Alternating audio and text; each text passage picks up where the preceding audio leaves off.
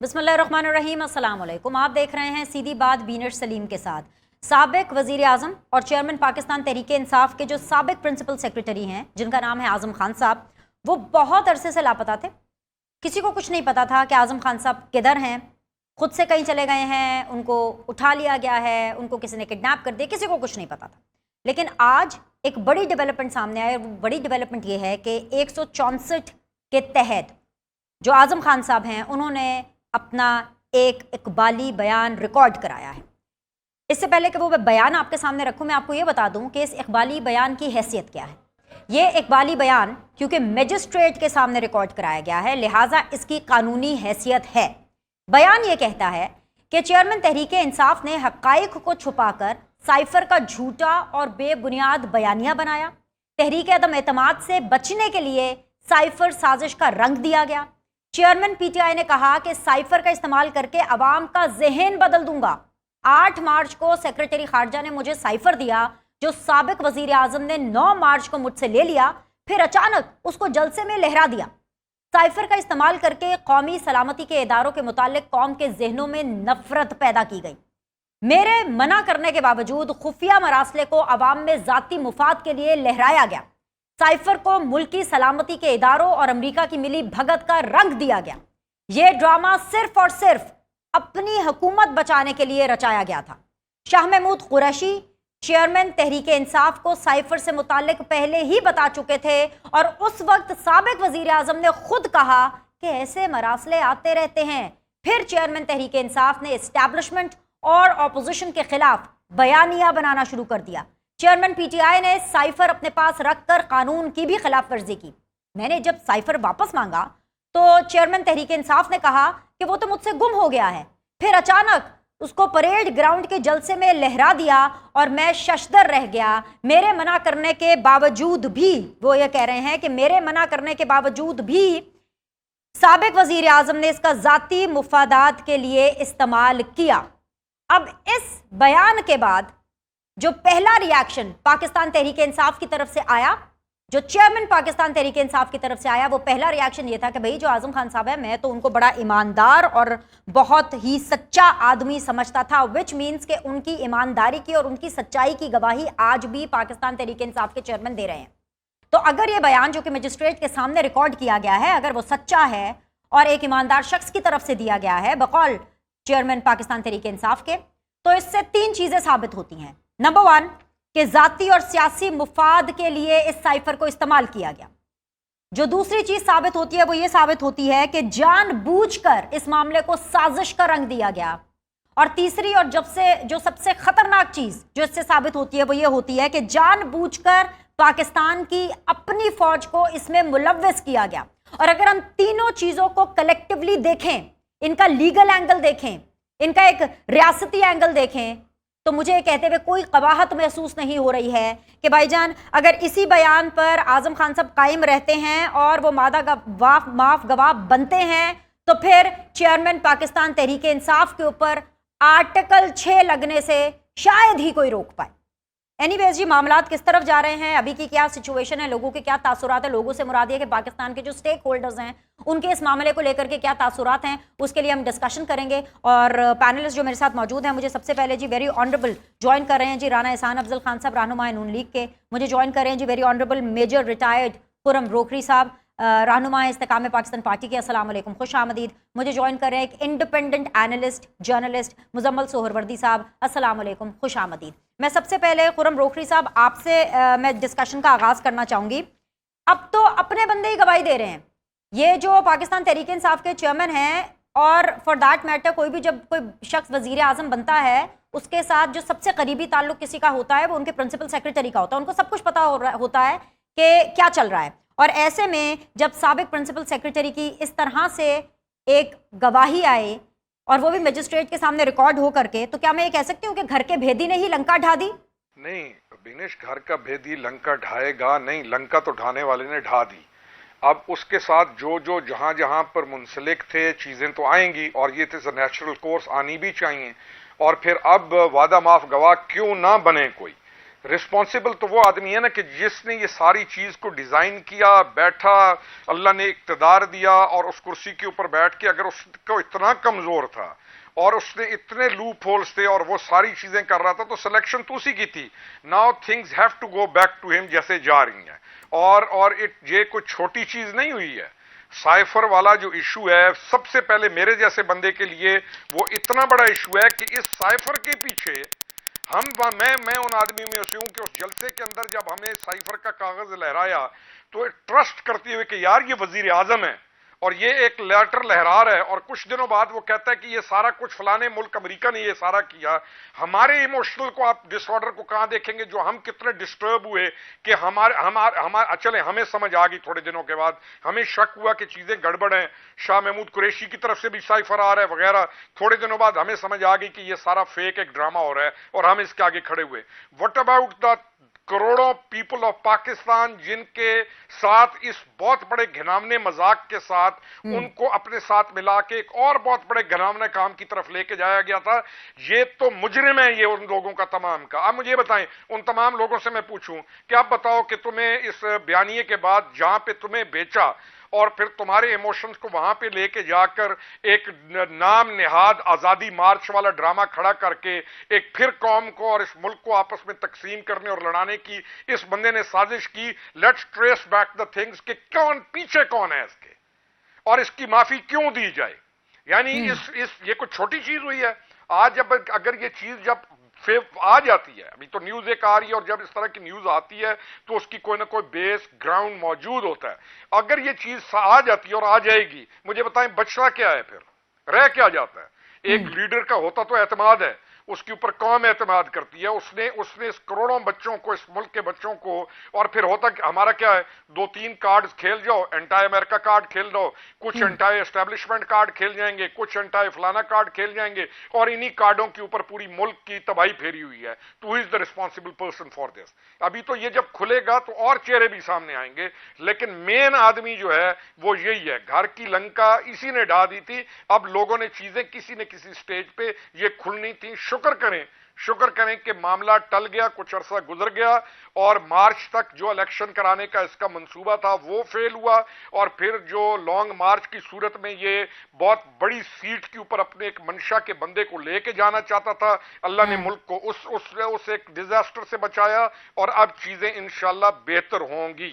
लेकिन चीजों को होना, लाइन में आना, ऑर्डर में आना, जी हाँ इंशाल्लाह ठीक होंगी. अल्लाह करे. मैं के खात्मे, जी हाँ बिल्कुल, मैं तो सिर्फ उम्मीद कर सकती हूँ. और रोकरी साहब आपके साथ साथ मैं भी दुआ गो हूँ, इस प्लेटफॉर्म के जरिए भी दुआ गो हूँ और वैसे भी मैं दुआ गो हूँ कि चीजें बेहतरी की तरफ ही जाए. मेरे साथ बने रहिए. मुजम्मिल साहब, ये कितना संगीन मामला है कि फॉर्मर जो प्रिंसिपल सेक्रेटरी है, ऑफ कोर्स क्योंकि जो प्रिंसिपल सेक्रेटरीज होते हैं वो कोई आम आदमी तो होते नहीं है, मतलब बड़ी पढ़ाई करके, बड़े टफ इम्तिहान दे करके, फिर बड़े हाई प्रोफाइल लेवल की एक पोस्ट होती है. अगर आप ये कहें कि वजीर आजम के बाद अगर सबसे अहम शख्सियत जो प्राइम मिनिस्टर हाउस में होती है वो प्रिंसिपल सेक्रेटरी ही होता है, जिसके पास पता नहीं कितने ज्यादा राजो न्याज होते हैं.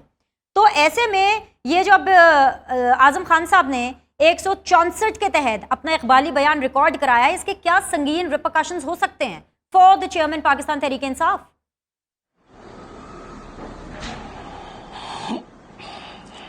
देखें, तहरीक इंसाफ के चेयरमैन के लिए रिपरकशंस तो तब होंगे जब कोई ट्रायल होगा, जब उनके ट्रायल्स के लिए कोई मॉनिटरिंग जज लगेगा, जब इस मुल्क की अदालतें उन्हें लूट सेल में जमानतें देना बंद करेंगी, जब उनके लिए स्पेशल बेंचेस बनने बंद होंगे.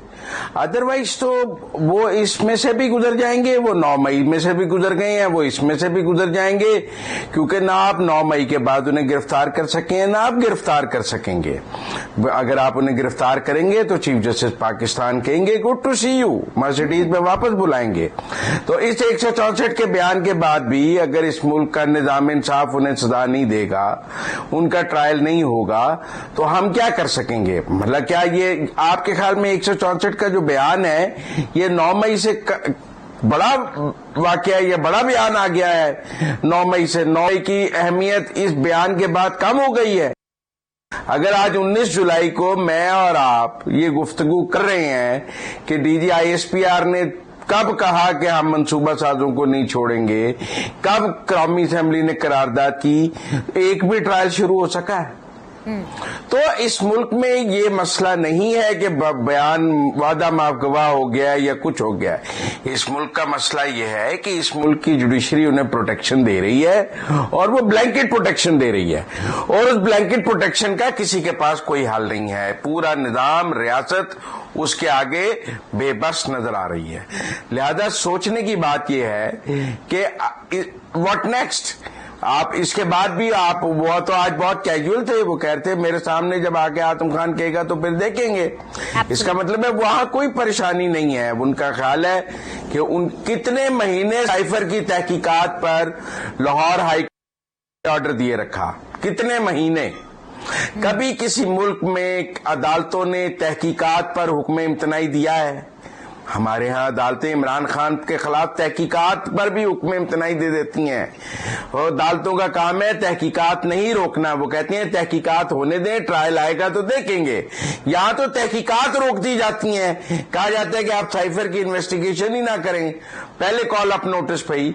तो मेरा ये ख्याल है कि ज्यादा बड़ा मसला जो है वो ये है कि हम मुकदमात को उनके अंजाम तक कैसे पहुंचाएंगे, क्योंकि ये इस मुल्क की अदलिया और यहाँ की जुडिशरी और उसके जजेस इस वक्त ऑल आउट इमरान खान साथ खड़े हैं, और वो इमरान खान का किसी कानून नाफिज करने वाले इदारे को पहुंचने नहीं देंगे और हाथ भी नहीं लगाने देंगे। आज जब मैं और आप गुफ्तगू कर रहे हैं तो सूरत हाल यही है। आप मिलिट्री कोर्ट्स के ट्रायल की बात कर लें, आप जजेस को सारी तस्वीरें, वीडियो सब कुछ दिखा दें, तो उसके बाद भी आज जो जजेस के रिमार्क्स आ रहे हैं वो ये हैं कि हम सिविलियन का ट्रायल नहीं होने देंगे, मतलब हम 9 मई के मुल्जमान का ट्रायल नहीं होने देंगे। लिहाजा मैं समझता हूं कि बेसिक कॉज ऑफ प्रॉब्लम यह है कि इस मुल्क का अदालती निजाम इमरान खान के साथ खड़ा है और उसका किसी के पास कोई हल नहीं है। मैं पीएमएलएन की तरफ जाना चाहूंगी। मुझे ज्वाइन किया हुआ जी राना एहसान अफजल खान साहब ने। राना साहब, रियासत, हुकूमत क्या इतनी कमजोर है कि आप कुछ नहीं कर पा रहे हैं? मतलब मुजम्मल सोहरवर्दी ने तो एक्चुअली आप लोगों के अगेंस्ट एक चार्जशीट निकाल के कर दी कि आपके पास और कोई तरीका नहीं है कि एक शख्स जो कल्प्रिट है, 1 नहीं, 2 नहीं, 3 नहीं, पता नहीं कितने अनगिनत ऐसे वाकयात में जिससे रियासत को इतना नुकसान पहुंचा है, और फिर भी आप कुछ नहीं कर सकते। नहीं, देखें, मुजम्मल साहब ने जो पॉइंट, नुक्ता हाईलाइट किया है, वो उंगली उन्होंने हमारी तरफ नहीं उठाई, वो उन्होंने बिल्कुल दुरुस्त जगह पे उठाई है, वो जुडिशरी के ऊपर उठाई है। और यही वजह है कि इस वक्त जो सुप्रीम कोर्ट है वो तकसीम तो हुई हुई, उधर ऐसी लड़ाई झगड़ा पड़ा हुआ है जैसा पाकिस्तान की तारीख में कभी नहीं पड़ा। और वहां जब जो बेंच फिक्सिंग की बात जो मरियम नवाज साहिबा करती थी, ये सारी अब ये हकायक जो हैं ये अब बच्चों को भी पता लग गए हैं कि ये क्या हकायक हैं। किस तरीके से 63A की जो एक गैर आईनी तशरीह की गई और मुल्क में सियासी इंतशार फैलाया गया, उसका तसलसल आपको नजर आ रहा है। और ये बिल्कुल ठीक फरमा रहे हैं, क्योंकि ये आज जो इंकशाफ हुआ है, ये इंकशाफ तो इमरान खान फॉक्स न्यूज को पहले ही कर चुका है।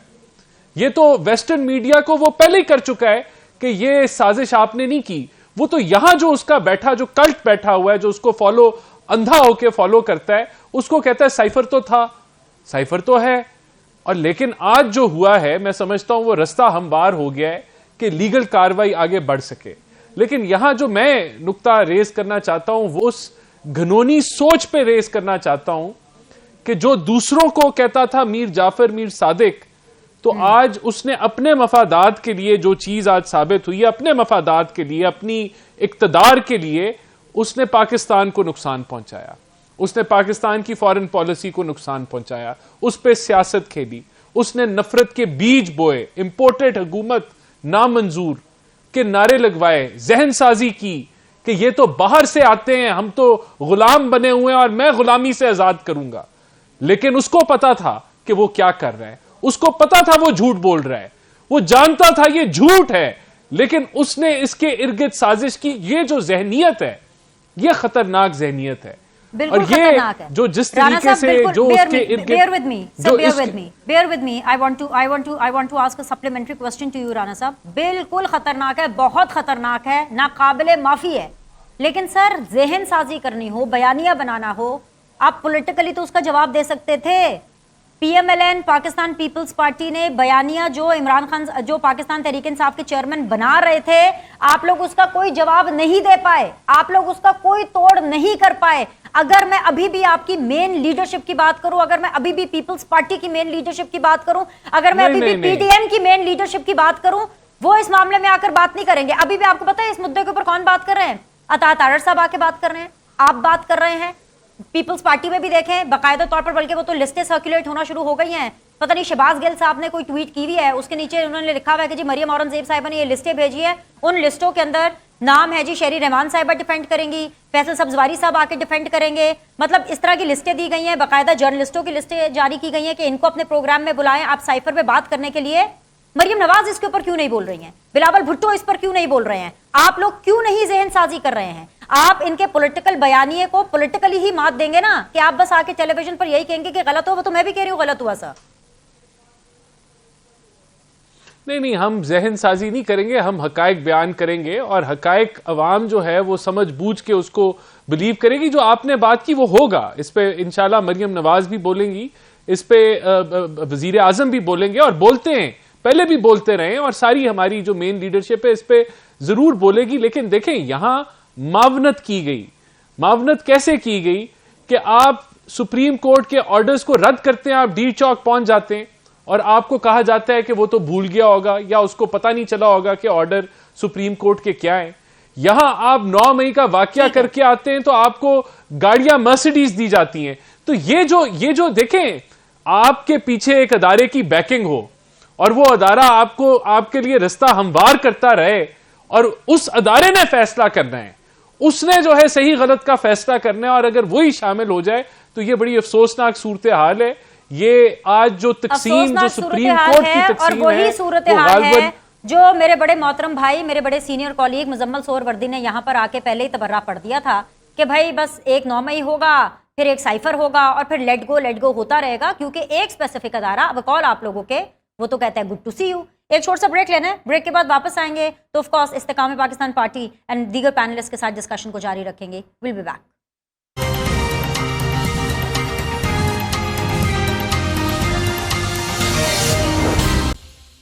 ब्रेक के बाद जो आप लोग को खुश आमदीद कहते हैं। सीधी बात जोन में मुझे ज्वाइन किया हुआ जी मेजर रिटायर खुरम रोकरी साहब ने, रहनुमा इस्तेकाम पाकिस्तान पार्टी के। मुजम्मल सोहरवर्दी साहब हैं, इंडिपेंडेंट एनालिस्ट जर्नलिस्ट। राना एहसान अफजल खान साहब हैं, PMLN से उनका ताल्लुक है। खुरम साहब, अगेन जब IMF का डेलीगेशन जमान पाक जाता है, पाकिस्तान तहरीक इंसाफ से चेयरमैन से मुलाकात करने जाता है, वो जाहिर सी बात है मुलाकात में क्या हुआ हम सबको पता है, लेकिन पाकिस्तान तहरीक इंसाफ ने तो नाच नाच कर घुंघरू तोड़ दिए कि भाई हमने लेकर दिया ये कर्जा, हमने कराई है ये डील। लेकिन आज IMF ऑफिशियली ये कह रहा है, उसने मोहर लगा दी है कि जो पिछला प्रोग्राम IMF का डीरेल हुआ, नाकाम हुआ, वो सरासर पिछली हुकूमत यानी चेयरमैन पाकिस्तान तहरीक इंसाफ की गलत पॉलिसीज की वजह से हुआ। सर तब तो आप इस्तेकाम पाकिस्तान में नहीं थे, तब आपको रियलाइज हो रहा था कि कुछ गलत कर रहे हैं चेयरमैन पाकिस्तान तहरीक इंसाफ और उस वक्त के वजीर आजम? बेनिश रियलाइज ही मुझे हुआ। खड़ा कौन हुआ सबसे पहले? पिछले अक्टूबर के अंदर खड़ा कौन हुआ? I was the first one जिसने खड़ा होके और इसके खिलाफ जो है अलम बुलंद किया, और जो ट्रोलिंग या जो थ्रेट्स या जो गालियां या जो क्राइसिस या जितनी इनसिक्योरिटी मुझे हुई, और ये जो पिछला पूरा 1.25 साल 1.5 साल जिस प्रेशर के अंदर गुजारा, खड़ा और कौन हुआ था? विनेश, मेरे अलावा को नाम ले दें जो खड़ा हुआ हो सकन। हाँ, आई वॉज द वन जिसने खड़ा होकर ये कहा कि जब मुझे समझ आई चीजों की कि ये ग्रेटर डिसेप्शन प्लान है और ये कल्ट है, और इनका ये जो सोशल मीडिया के ऊपर इनका ट्रोलिंग है, इनके जो ब्रिगेड है गालम गलोच, किस तरीके से ये झूठी चीजें लेकर किस तरीके से मार्केट के अंदर अपने लोगों को बेच रहे हैं, कैसे इन्होंने उन्हें सहरज़दा रखा हुआ है, किस तरीके से डिसेप्शंस इनके मूव हैं, और कैसे इन्होंने इस कल्ट को डेवलप किया हुआ है। तो मैं तो अल्लाह ताला का शुक्र है, फख्र कर सकता हूं कि मैं उन बंदों में से, और ये अल्लाह का एहसान है कि I stood in front of him, और जिस वक्त इसने ये जो लॉन्ग मार्च शुरू किया था, आई वॉज द वन जिसने कहा कि ये आके मुल्क को टुकड़े करने के लिए, तबाह करने के लिए, इस मुल्क के बच्चों को अपने मुल्क के खिलाफ लड़ाने के लिए इसकी ये साजिश है, ये कोई आजादी मार्च नहीं है, इसके पीछे फलाना डिसेप्शन प्लान है। I was the one. दूसरी चीज आपने कही IMF वाली, शौकत तरीन की बददयानती और शौकत तरीन का जुल्म, اس سے بڑھ کے اور کیا ہوگا کہ جو بندہ وزیر خزانہ اس کا رہ چکا ہے وہ آئی ایم ایف کے پروگرام کو ڈیریل کرنے کے لیے اس وقت اس کی گورنمنٹ تھی پنجاب میں بھی اور کے پی میں، ان کے منسٹرز فائنانس کو وہ فون کر کے کہہ رہے کہ وہ کام نہ کرنا، اور وہ انشور کر رہے کہ کسی طریقے کے ساتھ آئی ایم ایف کے اندر معاملات خراب ہوں اور پاکستان ڈیفالٹ ہو۔ کون سی چیز رہ گئی ہے؟ ہمیں تو کلیئر ہے، ہم تو چیخ چیخ کے بول رہے ہیں اتنے عرصے سے۔ اصل ایشو یہ ہے ہمارا کہ جو اس کی کلٹ ہے، جن کے آگے یہ آج ڈکلیئر کر دے کہ میں تمہارا گاڈ ہوں تو وہ بھی اس کو سجدہ کریں گے، ان بدبختوں کو کب جا کے ریئلائز ہوگا؟ اور اس کے جو زومبیز بیٹھے ہوئے ہیں یورپ کے اندر اور امریکہ کے اندر، جن کو اس نے نامنظور.com کے اوپر انہوں نے کروڑوں اربوں روپے پاکستانیوں نے وہاں سے اس کو بھیجے، اس کو کون نکالے گا کہ اس نامنظور.com والے پیسے کدھر گئے تمہارے؟ اس کی کوئی ایک چیز نکلنی ہے۔ آج یہ جو سائفر ہے، مجھے بتائیں اس ملک کے ساتھ یہ کاغذ لہرا کے اتنے بڑے ڈسپشن پلان کو لے کے جانے کے بعد کس قسم کی معافی دی جائے گی؟ اور ابھی بھی کیا لوگ کھڑے ہو کر کہیں گے کہ یہ ٹھیک کہہ رہے؟ ہاں، ایک طبقہ رہے گا، لیکن this is the time everybody has to realise کہ اس نے ایک مقام پر دھوکہ دے کے، ڈسپشن سے، دجالیت کر کے، دجل کے ساتھ اس نے قوم کو گمراہ کیا، اس کے بچوں کو گمراہ کیا، کیریئرز تباہ کیے۔ آج وہ پاکستان کے اندر وہ جو بچے پچھلے دنوں جنہوں نے 9 مئی کو اس بھیانک آخری جو اس کا انشاءاللہ آخری وار ہوگا اس کے اندر جنہوں نے ایکشن کیا، ان کی زندگیاں کہاں جائیں گی؟ ان کے ماں باپ کدھر ہیں؟ یہ تو بیٹھے ہوئے آرام کے ساتھ۔ اس سے تو آج پوچھو کہ تمہارے بچے پاکستان آئیں، وہ کہتے نہیں پاکستان ان کے لیے انسیکیور ہے۔ اس نے پاکستان کے ساتھ جو ظلم کیا ہے، جو ہمارے ساتھ، جو لوگ اس کے ساتھ ملے تھے، جنہوں نے پولیٹیکل سٹرگل کی، جنہوں نے اس سے امید رکھی، جنہوں نے اس سے ہوپ رکھی، وہ آج پوچھے۔ ہم تو بہت عرصے سے پوچھ رہے ہیں کہ تیرا یہ جو کاغذ ہے یہ جھوٹا ہے، تمہارا سائفر یہ جھوٹا تھا، تم نے ایک ایسا کام کیا جس سے تم نے ایک پولیٹیکل ایڈوانٹیج حاصل کرنے کی کوشش کی۔ اب اس کے اوپر بہت سٹرونگ ڈیبیٹس ہونی چاہیے، اور جس کی طرف مزمل صاحب نے اشارہ کیا کہ جہاں سے اس کو سہولت کاری مل رہی تھی اور لگاتار سہولت کاری ملی اس کو اس جوڈیشل سسٹم سے، یعنی آپ حیرانگی کی حد ہے کہ ایک بیوی کہہ رہی ہے، یعنی جو ایک عدالت سے نکل کے ایک خاتون کہہ رہی ہے، اس کا فون آ رہا ہے کہ ہم سرخرو ہو گئے اس کی آنکھوں میں۔ یعنی آپ سوچیں کہ ہم کتنے ڈیوائیڈ ہوئے، کتنے ہم برباد ہوئے اور گھر تباہ ہو گئے ہیں۔ یہ چھوٹا ایشو نہیں ہے۔ دوسری جو رانا صاحب نے بات کی، میں ان سے بھی ایگری کرتا ہوں، لیکن ہمیں ان تمام چیزوں کو اب ادھیڑنا پڑے گا، ڈاؤن جا کے ان کو ادھیڑنا پڑے گا، ونس اینڈ فار آل ادھیڑنا پڑے گا، اور اس کا ایک چیز کو ہمیں باہر لانا پڑے گا۔ بالکل مزمل صاحب، یہ جو کلٹ فالوئنگ کی بات کی ہے، روکری صاحب نے بڑے امپورٹنٹ پوائنٹس اٹھائے ہیں۔ یہ کلٹ فالوئنگ ہے، وہ کچھ بھی کہہ لیں، جب تک چیئرمین پیٹ گئے ان کو آ کے نہ بولیں کہ ہاں میں نے یہ سب کیا، وہ تو ایکچولی نہیں ماننے والے ہیں۔ بلکہ خبر یہ ہے سر کہ ٹی وی چھوڑیں، ٹی وی پر ان کا بلیک آؤٹ کیا، ان کو بین کیا، سوشل میڈیا پر بھی کافی حد تک بلیک آؤٹ ہوا، بین ہوا۔ لیکن سر سوشل میڈیا کا جو ایک نیا پلیٹ فارم ہے نا، جو کہ بڑا زیادہ پاپولر ہے، جس کو کہتے ہیں ٹک ٹاک، میں تو کہتی ہوں کہ اگر آپ نہیں ہیں ٹک ٹاک پر، آپ بھی آ جائیں۔ وہ پاکستان تحریک انصاف کے چیئرمین ٹک ٹاک پر آ گئے ہیں، تو اس کا مطلب میں یہ سمجھوں کہ اب اگلی پوری سیاست ٹک ٹاک پر ہونے والی ہے، کیونکہ جن کے پاس چیئرمین پاکستان تحریک انصاف کی بات نہیں پہنچ رہی تھی نا، اب اس موبائل اور ٹک ٹاک کے ذریعے ان کے پاس بھی پہنچ جائے گی۔ سر حل کیا ہے؟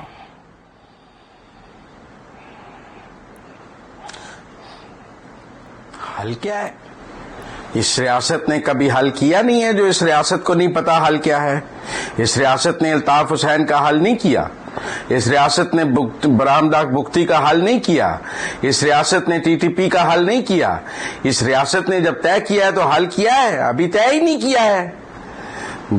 آپ مجھے بتائیں کیا کمزور الطاف حسین کا، ہم سوال کرتے ہیں اس کا ڈومیسائل کمزور تھا، وہ بھی پنجاب سے ہوتا تو شاید اسے بھی اس طرح معافی مل جاتی۔ بگٹیوں کا ڈومیسائل کمزور تھا، وہ بھی پنجاب سے ہوتے تو انہیں بھی معافی مل جاتی۔ تو پنجاب سے ہونا بہت ضروری ہے۔ آپ گالی نکال لیں، آپ ملک کے خلاف سازش کریں، آپ کچھ بھی کریں، آپ پنجاب سے ہیں تو آپ کو معافی ہے۔ اس ملک کی عدالتیں، اس ملک کی ریاست آپ کو پروٹیکشن دے گی۔ آج تو یہ سوال ہوگا کیوں لوگ 8 سال بعد کراچی سے آ رہے ہیں، گھر پہنچ رہے ہیں۔ یہ پنجاب میں تو 2 دن کوئی رہ جائے تو یہاں عدالتیں طوفان کھڑا کر دیتی ہیں، کسی کو اندر نہیں ہو سکتا۔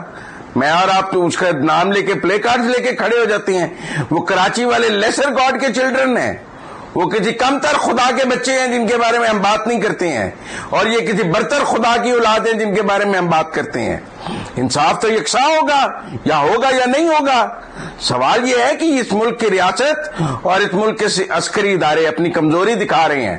ہم نہیں یہ کہہ سکتے کہ میرا مطلب ہے ان میں طاقت ہے یا نہیں ہے. اگر 9 مئی کے بعد 19 جولائی تک منصوبہ ساز نہیں پکڑے گئے تو پھر کسی کی تو کمزوری ہے. کون بلیک میل ہو رہا ہے, کون کمزور ہے جو نہیں پکڑ پا رہا, کس کو کے بیانات کی ضرورت ہے اس کو پکڑنے کے لیے. مزمل صاحب, بات تو یہ ہو رہی ہے کہ اگلے انتخابات میں چیئرمین پی ٹی آئی نہیں ہوں گے, لیکن آپ بار بار یہ کہہ رہے ہیں کہ معافی ہوگی. کوئی خبر ہے کیا واقعی معافی ہو گئی؟ اگر خبر آپ مجھے دے رہے ہیں, وثوق کے ساتھ دے رہے ہیں, تو دینا, میں پھٹے چلواتی ہوں بریکنگ نیوز کے, کیونکہ ہمیں تو یہی پتا ہے کہ ماحول یہ بن رہا ہے کہ بھئی اگلا الیکشن تب ہونا ہے جب پی ٹی آئی چیئرمین پوری طرح سے مائنس ہو جائے. جی سر, آپ مجھے ایک بار کیسے بھی مجھے تو نہیں سمجھ آتی ہے. 8 اگست کو 12 اگست کو اسمبلی تحلیل ہوگی, نیا شیڈیول آ جائے گا اگست میں, ستمبر میں کاغذات نامزدگی داخل ہوں گے, وہ اہل ہوگا, وہ اپنے کاغذات نامزدگی جمع کرائے گا. اس ملک کی عدلیہ ان کاغذات نامزدگی کو درست قرار دے گی. وہ ڈنکے کی لڑے گا, کیسے روک سکتے ہیں آپ نے اسے کنوکٹ کیا ہے کہ 62(1)(f) میں کنوکٹ کر دیا ہے, کہیں سزا دے دی ہے, اس کی سزا بحال ہے, وہ الیکشن نہیں لڑ سکے گا. آج اگر الیکشن ہو وہ الیکشن لڑے گا. اس ملک کی عدالتیں اس کے کاغذات کے اوپر مور, وہ کوئی پرویز رشید ہے جس کے پنجاب ہے اس کے بل پہ کاغذات ریجیکٹ ہو جائیں, وہ عمران خان نیازی ہے اس کے کاغذ بھی منظور ہو جائیں گے. رانا احسان صاحب, ابھی تو یہی نظر آ رہا ہے, نظر آ رہی ہے ریاست. اوکے مزمل بھائی, رانا صاحب آپ یہ ساری باتوں کو جواب ضرور دیجئے گا, لیکن میں آپ سے پوچھنا چاہتی ہوں just for my personal knowledge, are you on TikTok sir? جی میں ہوں ٹک ٹاک پہ, میرا یعنی کہ I don't run the account, میرا جو سر جو بھی آپ کریں, آپ کی ٹیم کریں سر, وہ میں نے اس لیے پوچھا کہ میں آپ کو خبر دے دوں کہ آپ کو ٹک ٹاک پر بھی مات ہونے والی ہے, کیونکہ چیئرمین پاکستان تحریک انصاف ٹک ٹاک پر آ گئے ہیں. سر میں آپ کو نہیں, آپ ہنس رہے ہیں, کمال بات کر رہے ہیں, یہ بہت سیریس بات ہے, یہ کروڑوں کے اندر ان کے ویوز ہیں سر. اور اب جس کے پاس پاکستان تحریک انصاف کے چیئرمین کی بات نہیں جاتی تھی نا, آپ لوگوں نے میڈیا پر بلیک آؤٹ کر دیا, اب ان سب کے پاس جائے گی. اور آپ لوگوں کے پاس, میاں نواز شریف کے پاس, مریم نواز کے پاس, بلاول بھٹو کے پاس, آصف علی زرداری کے پاس, پورا میڈیا, پورا سوشل میڈیا حاضر ہے, پوری آفیشل سوشل میڈیا ٹیمز ہیں, لیکن آپ پھر بھی ان کو مات نہیں دے پائیں گے. تو سر ہنسیے نہیں, کیونکہ انتخابات میں آپ نے جانا ہے. دیکھیں میں سمجھتا ہوں کہ بڑا ایک فنڈامنٹل اب یہ سوال ہے. کچھ لوگ جو دوسری سائیڈ ہے وہ کہتے ہیں جی یہ پری پول ریگنگ ہے, آپ نے بین کر دیا, آپ نے فلانا کر دیا. لیکن اب جو حقائق سامنے آ گئے ہیں, خاص طور پہ یہ سائفر کے متعلق جو بیان آیا ہے وہ بھی میجسٹریٹ کے پاس ریکارڈ ہوا ہے, اور اسی طرح جو باقی جو معاملات 9 مئی سے ریلیٹڈ ہیں, یہاں پاکستان کو فیصلہ کرنا پڑے گا کہ ان چیزوں کو مٹی پاؤ, آگے چلو, یا پھر آپ کو یہاں لائن ڈرا کرنی پڑے گی. اور میں سمجھتا ہوں لائن ڈرا کرنی پڑے گی, کیونکہ اگر آپ نے آج بھی لائن ڈرا نہ کی تو پھر تو جو ہے آگے اور بھی خطرات ہیں اس ملک کو, اس ریاست کو, کیونکہ آپ انتشار پھیلائیں, جھوٹ بولیں, ملک کو تقسیم کر دیں, اور کوئی پکڑنے والا نہ ہو, کوئی پوچھنے والا نہ ہو, تو پھر تو یہ تباہی ہے ریاست کی. اور جو ادارے دیکھیں, ہم جو حکومت ہے اس کے اندر ادارے ہیں, وہ ادارے جو ہیں وہ انویسٹیگیٹو ادارے ہیں, کچھ انڈیپینڈنٹ ادارے ہیں, وہ اپنی انویسٹیگیشن کرتے ہیں, پروسیکیوشن ہوتی ہے, وہ اپنا کیس فائٹ کرتی ہے. لیکن اگر جس نے انصاف دینا ہے اگر وہ پارٹی بن جائے تو پھر تباہی ہے. تو وہاں بھی ایک بحث لگی ہوئی ہے, اور بڑی سخت سنگین بحث ہے. میں سمجھتا ہوں ایکسپوز لوگ ہو چکے ہیں, لوگوں کو حقائق پتہ چل چکے ہیں, لیکن ابھی بھی کچھ لوگ ضد پہ کھڑے ہیں, لیکن ان کی اب چلے گی نہیں. یہاں فائنلی میں سمجھتا ہوں کہ میری بات پسند تو نہیں آئے گی, پر یہ سچ ہے سر. اور آپ کو پتا ہے میرا پروفیشن پی آر کا پروفیشن تو ہے نہیں, پبلک ریلیشنز تو میں کرتی نہیں ہوں, مجھے خبر دینی ہے. اور میرا یہ انالیسز ہے کہ آپ نے ساری جو فائٹ ہے وہ لیگل فائٹ ہی لڑنی ہے.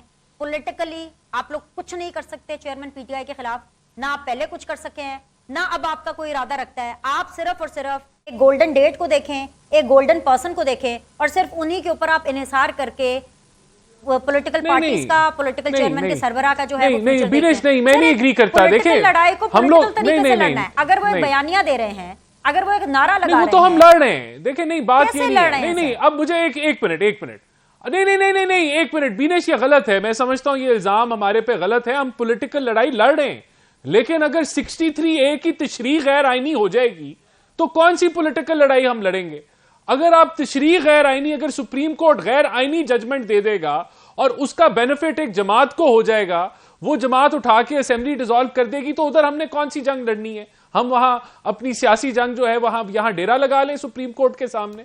بات یہ نہیں ہے. بات یہ جب ادارے اپنا رول ادا نہیں کریں گے آئینی طریقے سے تو پھر خرابی پیدا ہوتی ہے. ہم اپنی جنگ لڑ رہے ہیں، ہم جھوٹ نہیں بولتے، ہم جھوٹا پروپیگنڈا نہیں کرتے. ہمارے لیڈرشپ میاں نواز شریف نہیں کرتا، میاں شہباز شریف نہیں کرتا، اس حد تک نہیں. کبھی یہ جو جس طرح کی حرکتیں عمران خان کر رہے، کوئی ہماری لیڈرشپ نے کبھی ہسٹری نکال کے دیکھ لے نہیں کی. لیکن وہ ریاست کے ساتھ کھیل رہا ہے، وہ لوگوں کی زندگی ذہنیت کے ساتھ کھیل رہا ہے. وہ ہم نہیں کر سکتے. ہم جواب دیتے ہیں. اور میرے خیال سے اگر there is always a first time for a lot of things. مجھے ایک چھوٹا سا بریک لینا ہے. بریک کے بعد واپس آئیں گے. استحکام پاکستان پارٹی انتخابات میں کہاں کھڑی ہے؟ کتنا بڑا سیٹ بیک پاکستان تحریک انصاف کے ووٹرز کو یا پاکستان تحریک انصاف کے ووٹ بینک کو دے پائے گی؟ جانیں گے اس بریک کے بعد. ویلکم بیک جی. میجر صاحب، آپ کی جو پارٹی ہے وہ کس حد تک پاکستان تحریک انصاف کو جھٹکا دے پائے گی؟ کیونکہ مزمل صاحب نے تو نوید سنا دی ہے، میں نے تو بریکنگ کے پھٹے بھی چلا دیے ہیں کہ بیلٹ پیپر کے اوپر اور بیلٹ باکس کے اندر جو ہیں ایسے بہت سے ٹھپے جانے ہیں جن کے اندر چیئرمین پاکستان تحریک انصاف ہوں گی اور بلے کا نشان ہوگا. سر تو آپ کی کیا سٹینڈنگ ہوگی پھر؟ دیکھیں، ہماری پلاننگ تو واضح ہے. ہم نے الیکشن میں جانا ہے اور ہم تو پہلے دن سے ہم کہہ رہے ہیں کہ ہمارا ووٹ وہی ہے جس کے لیے ہم نے زندگیاں لگائیں، اور ان تمام کو اس ڈسپشن سے نکالنا یہ ہمارا مشن تھا، اعلانیہ، اور آج بھی ہے اور آگے بھی رہے گا. رانا صاحب نے جس طرف نشاندہی کی وہ پوائنٹ بھی بہت اہم ہے کہ جس طریقے کے ساتھ اس نے لوگوں کو اس بات پہ موٹیویٹ کیا اور ساتھ چلایا، بینش اس کو سوچنا ضروری ہے. یعنی ایک ترازو کے بغیر لوگوں کو اس لوگوں سے اس نے چھین لیا، جھوٹ بول کے. میں آپ کو بتا رہا ہوں کہ مجھے بھی ایک سٹیج کے اوپر جب یہ لہرایا تو میں نے کہا یار اس سے بھی بڑا ظلم ہو سکتا ہے کہ حکومت ایسے جائے. وی ور سٹنگ ان ہاؤس، ہم گھر میں بیٹھے تھے، تو کچھ دنوں کے بعد ڈیسیژن جب ہم کرے تو ہمیں معلوم پڑا کہ نہیں یہ جھوٹ ہے. چلو ہمیں تو پتہ چل گیا یہ جھوٹ ہے، ہم کھڑے ہو گئے. وہ لوگ جو اس کو مانتے تھے ان کے ساتھ کتنا آج تک جو اس کو مان رہے ہیں ان کے ساتھ کیا اس نے بھیانک کا واردات کی. اس ملک کو اس پورے ہمارے سسٹم کو اس نے توڑنے کی جو سازش کی. We have to look for it کہ اس کا اصل مقصد کیا تھا. آج اسرائیل اس کے لیے بول رہا ہے، وہاں پہ اس کی پریشانی دیکھ کے اس لیے بول رہا ہے. What were they up to, what actually were they up to. اور اس سائفر والے ایشو کو، this is the most heinous thing which is coming up after 9 May. اگر کوئی سب سے خطرناک چیز ہے وہ یہ ہے. ہم الیکشن میں جائیں گے، ہم لوگوں کو جگائیں گے، بتائیں گے، ان کے پاس جائیں گے. اور یہ ایک چیز کلیئر ہے کہ جب سچ چوٹ مارتا ہے تو وہ ایک حدیث مبارکہ بھی ہے. اس کا مطلب ایسے ہے کہ سچ ایک ایسے شیر کی طرح ہے کہ جب وہ آتا ہے تو وہ تمام چیزوں کو کھا جاتا ہے، جھوٹ کو تباہ کرتا ہے. جیسے جیسے سچ آئے گا چیزیں کلیئر ہوں گی. اور اس کے پاس جو سب سے بڑا اس کا جو پلان تھا وہ یہ تھا کہ وقت سے پہلے، لوگوں کے ہوش سے آنے سے پہلے، معاملات کھلنے سے پہلے اس کو الیکشن مل جائے. الحمدللہ وہ نہیں ہوا. جیسے جیسے وقت گزرے گا، میں بڑے عرصے سے کہہ رہا ہوں، وقت گزرتا جائے گا، معاملہ کھلتا جائے گا، سحر ٹوٹتا جائے گا، جھوٹ اس کے آشکارا ہوتے جائیں گے. اور آج آپ دیکھیں کہ وہ جو اعظم خان والی جو سٹیٹمنٹ ہے، اس سے بڑھ کر اور کیا چیز ہو سکتی ہے، اور اس سے بڑھ کر اور کیا خطرناک عمل ہو سکتا ہے جو اس بندے نے کیا. ٹھیک ہے، بہت بہت شکریہ جی. تینوں مہمانوں کو بہت شکریہ جوائن کرنے کے لیے. پروگرام کا وقت ختم ہو گیا. آپ لوگوں سے کل ملاقات کریں گے. اللہ حافظ.